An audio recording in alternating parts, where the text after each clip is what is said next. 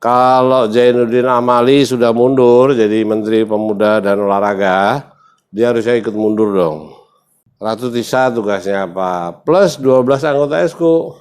Ya, ada komite-komite dan komisi-komisi. Ya, dia membawain apa, itu sampai hari ini belum dipikirkan, ya kan? Kemudian yang paling fatal yang sampai hari ini belum ditunjuk adalah ini baru wacana. Tapi wacana ini benar-benar blow on gitu loh. Siapa yang punya gagasan itu, alasannya seperti apa, ya kan? Nggak masuk akal semua. Itu problem yang sebetulnya nggak dipikirin nih. Saya nggak tahu nih, Erick Thohir bisa nggak menjelaskan itu tadi kepada Jokowi, atau tidak dijelaskan karena dua-duanya sama-sama nggak tahu. Erick Thohir nggak tahu problematiknya nanti kalau training center di IKN, Jokowi apalagi.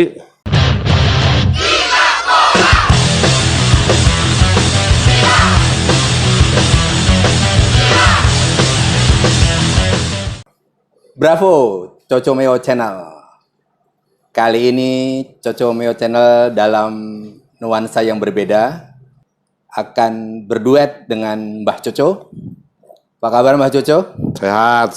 Suasana santai dengan sarungnya yang khasnya itu. Dan kali ini kita akan membahas setelah 16 Februari lalu, di mana Erick Thohir dan gerbongnya telah kepilih untuk memimpin PSSI, dan hari ini tanggal 16 Maret sudah 1 bulan. Apakah janji-janji Erick sudah terpenuhi? Apa sudah dilakukan? Apa janjinya yang sat-set itu juga telah dilakukan? Atau gimmick-gimmick saja? Atau gimmick-gimmick saja? Nah, Mbah Coco akan menjelaskan dan menganalisa sejauh apa yang telah dijanjikan oleh Pak Erick Thohir ini. Silakan, Mbah. Terima kasih, Teh. Sehat ya? Sehat. Aduh, ngomong apa nih? Sebulan udah kita tunggu-tunggu gebrakan Erick Thohir seperti apa. Erick Thohir ini kayak event organizer gitu. Gimana tuh Mbak? Eventnya gimana? Lebih jelas lagi Mbak? Yang dipikirin cuma event gitu loh. Iya. Dia ini ketua umum PSSI. Kalau Zainuddin Amali sudah mundur jadi Menteri Pemuda dan Olahraga, dia harusnya ikut mundur dong. Kan Seimbang, gitu, ya? seimbang. Sama-sama menteri. Ya. Terus kita punya 7-8 item lah. Kita bedah nih hari ini. Yang pertama nih, 1 bulan sudah bergulir. Ya. Saya cuma mau menjelaskan kepada penggemar Cocomeo Channel bahwa pengurus PSSI sampai hari ini belum dikukuhkan, belum dijelaskan komposisinya. 15 anggota Esko itu tugasnya apa aja? Ketua tugasnya apa? Wakil ketua kan ada 2, Zainuddin tugasnya apa? Ratu Tisa tugasnya apa? Plus 12 anggota Esko. Ya, ada komite-komite dan komisi-komisi. Ya, dia membawain apa, itu sampai hari ini belum dipikirkan, ya kan? Kemudian yang paling fatal sampai hari ini belum ditunjuk adalah sekjen. Ya kan? Ini struktur organisasi sudah sebulan, tapi Erick Thohir bunyinya itu di mana-mana bicara Piala Dunia, U20, bicara IKN. Itu yang kita mau sorotin, gitu, kira-kira gitu. Jadi nomor 1 menurut saya susunan pengurus dan tugas serta tanggung jawab masing-masing anggota Esko sampai hari ini belum dijabarkan oleh Erick Thohir. Itu yang pertama. Yang kedua, janji-janji kampanye dia yang paling fatal ketika dia membunyikan bergulirnya Liga 2 dan Liga 3, ternyata bohong. Bohong nih Erick Thohir. Dia nggak pernah tahu bahwa problem Liga 2 kemarin dibatalkan tuh seperti apa aja nggak dijelaskan. Tiba-tiba batal aja, ya kan? Dan dikukuhkan lagi kan gitu loh. Padahal Liga 3 udah juara provinsi sudah hampir semua ada, tinggal Betul. sedikit lagi itu. Ya, hal seperti itu. Dan anehnya semua klub juga sontoloyo gitu loh. Nggak mau protes, nggak mau menggugat gitu-gitu. Semuanya merasa pasrah. Poin yang ketiga nih, format yang sudah didengung-dengungkan nih, Untuk yang musim akan datang. musim yang akan datang, ya kan? Tiba-tiba bicara playoff nih, Oh, ranking 1 sama ranking 4 nih. ya. Ini aturan dari mana? Ini persepsi, suka-suka dia seolah-olah kreatif, tapi sebetulnya bodong. Itu kan kayak format di basket, Mbah. Apapun lah. Ya, dia itu Erick Thohir sama Zainuddin tuh nggak suka nonton bola, sekarang menghadapin organisasi sepak bola. Ya, ini tanggung jawab pemilik suara sama tanggung jawab masyarakat penggila bola. Kalau Coco Channel kan cuman jadi kompor selama ini, ya kan? Format kompetisi nomor 1 sampai nomor 4 itu di playoff itu nggak ada di seluruh dunia. Nah, itu kalau tidak sesuai standar FIFA bagaimana ya ininya juaranya apa? Kan ini belum dijalankan. Ini baru wacana. Tapi wacana ini benar-benar blow on gitu loh. Siapa yang punya gagasan itu, alasannya seperti apa, ya kan, nggak masuk akal semua. Dan itu persepsi mereka. Sepak bola itu bukan persepsi gitu. Itu yang kita mau jelaskan, kita mau bedah. Saya nggak tahu nanti anggota Liga 1 itu menerima, menolak, atau masa bodoh. Karena rata-rata kan anggota Liga 1 ini kan nanti tergantung sama rumah judi. Putaran pertama mungkin mereka masih punya tabungan, putaran kedua udah habis. Standar anggota Liga 1 punya uang berapa untuk bisa memutar kompetisi satu musim? Jadi modal bank garansi gitu. Ya bisa seperti kan di sana sudah ada gitu, aturan main itu ada. Itu sampai hari ini bisa nggak dijalankan? Mungkin nggak, Mbah, itu selain tadi Mbah bilang itu permintaan judi gitu, itu permintaan dari TV yang kalau diulang-ulang atau model playoff itu lebih rating lebih tinggi. Ya apapun gitu loh, bodoh sekali gitu loh. Kalau PSSI diatur sama lembaga TV, ya kan, di mana-mana nggak ada. Kita punya standar seperti ini, lo ikut, Ya. TV ikut, semua ikut. Nggak mau ya ganti, kasihan gitu loh. Dipimpin oleh orang-orang yang nggak ngerti bola sekarang. Ini sepak bola nasional, gitu loh. Ya itu mungkin tugas orang yang mengerti supaya format kompetisi itu tidak seperti yang suka-suka itu, Mbah. Jadi, Ya kita lihat aja nanti apakah itu dia bisa diterima sama AFC, karena itu tidak sesuai sama aturan AFC. Kalau tidak sesuai sama Indo organisasi sepak bola Asia, berarti sama FIFA kan juga ditolak.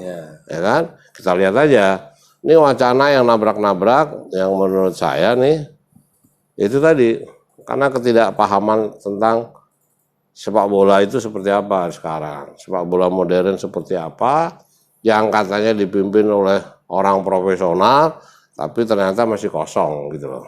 Cara berpikirnya, cara berorganisasi, 1 bulan aja dia nggak mampu bikin. Kalau melihat dari susunan ESCO kan juga banyak orang-orang bola juga yang paham. Apakah mereka tidak memberi masukan, Mbah, terhadap supaya jangan wacana ini keluar daripada masyarakat begitu? Coco Channel sama tulisan-tulisan artikel saya itu kan sering. Ketika di sepak bola nasional itu yang bicara selalu cuman ketua umum, seperti kasusnya Iwan Bule sebelumnya. Sejak dia dipilih sampai selesai cuman Iwan Bule aja terus yang ngomong, itu pasti sepak bolanya nggak sehat. Pasti itu. Dia harusnya bicaranya ketika bicara tim nasional, serahkan aja direktur teknik. Sekarang aja dia belum menentukan siapa direktur teknik yang baru, ya kan? Dia sudah mendelegasikan Indra Safri untuk jadi pelatih U23 SEA Games gitu loh. Ini kan konyol gitu loh. Organisasinya belum tahu, tapi dia sudah memutuskan direktur tekniknya siapa, itu mereka sudah mengutus siapa pelatihnya. Nah ini nih yang organisasi yang menurut saya abal-abal. Jadi harusnya dibentuk dulu struktur yang lengkap gitu Mbak ya. Struktur yang lengkap. Baru melakukan hal-hal. Ya baru, kan mereka punya kebijakan, kesepakatan ya. Kita mau bikin jangka pendeknya seperti ini, jangka panjangnya seperti Ya ini. planningnya. Planningnya Setelah ada. semua struktur lengkap. Betul, sekarang ini siapa yang mikirin? Ya. Jadi one man show gitu kira-kira. Iya, sama kayak Iwan Bule. Udah pasti hancur. Yang kelima nih, Ya, apalagi Mbak. Terus. dia bicara training center. Oh ya, Ya kan? Training center dia bawa nih Jokowi untuk di sana kasih peta ya kan, FIFA menggelontorkan uang hibah gitu kan. Kan pertanyaannya apakah FIFA sudah menerima surat dari pemerintah bahwa tanah di IKN itu hibah. Ya. Tanda tangan negara, pemerintah Jokowi. Tanahnya legalitasnya jelas. Legalitasnya jelas. Semuanya nih, ya kan? Problem berikutnya gitu loh. Training center dari pengalaman saya keliling banyak negara. Training center itu selalu di dekat stadion di mana tim nasional bermain. Harusnya training center itu di Tangerang, di BSD, di Bogor, Depok, Sentul gitu ya, Bekasi, di kantong-kantong itulah. Kenapa? Ketika mereka melakukan pelatnas, ada uji coba atau pertandingan resmi FIFA, Piala Dunia, Pra Piala Asia, Pra Piala Olimpiade, semuanya lah. Atau FIFA Matchday juga bisa. Itu nggak menghabiskan energi sama stamina. Ketika dari IKN 2 hari kemudian mereka harus berangkat ke Jakarta, ya kan? Kan di IKN nggak ada stadion nih, gitu loh. Jadi ketika dia training center di mana? IKN gitu ya. 2 hari berikutnya itu 2 hari itu menghabiskan banyak energi. Jangan-jangan di training center ada stadion juga Mbak? Mungkin. Sampai hari ini pemerintah Indonesia tidak ada desain stadion. Di IKN nih, ya. Untuk home base-nya tim nasional. Karena kan pusat pemerintahan nanti kan ada di sana. Pertanyaannya, besok itu kalau ada stadion di IKN, tim nasional training centernya di sana, habis itu pertandingannya di sana nih. Ya. Yang nonton sopo. Ada 500 sampai 1 juta orang yang dipindahkan nih dari mana? Jakarta. Dipindahkan ke sana. Itu rata-rata pegawai negeri. Kalau diurut-urut nih di survei yang penggemar sepak bola siapa? Ya kan? Terus fanatismenya seperti apa? Ya kan? Itu problem yang sebetulnya nggak dipikirin nih. Saya nggak tahu nih, Erick Thohir bisa nggak menjelaskan itu tadi kepada Jokowi atau tidak dijelaskan karena dua-duanya sama-sama nggak tahu. Erick Thohir nggak tahu problematiknya nanti kalau training center di IKN, Jokowi apalagi nggak ngerti, orang yang menjelaskan aja nggak ngerti. Jadi itu seharusnya training center itu harus tidak jauh dari stadion ya. Tidak jauh dari stadion home base-nya tim nasional. Oke, katakan selama ini kalau di Eropa sudah terbiasa nih. Kalau di Inggris itu biasa main di Wembley, stadion nasional mereka. Karena sampai hari ini kan tidak pernah dipakai oleh klub. Ya, kecuali final FA. Final atau turnamen-turnamen besar. Tetapi bisa juga sekali 2 kali home base-nya main di Manchester, di Newcastle bisa aja. Tapi itu kan situasional, bukan rutin. Karena pasti selalu di Wembley. Di semua banyak negara juga begitu gitu loh. Nggak usah di Eropa lah, di Kuala Lumpur, di Vietnam, semuanya seperti itu gitu loh. Nah, tiba-tiba kita keluar dari rel itu gitu loh. Itu kan berarti persepsi.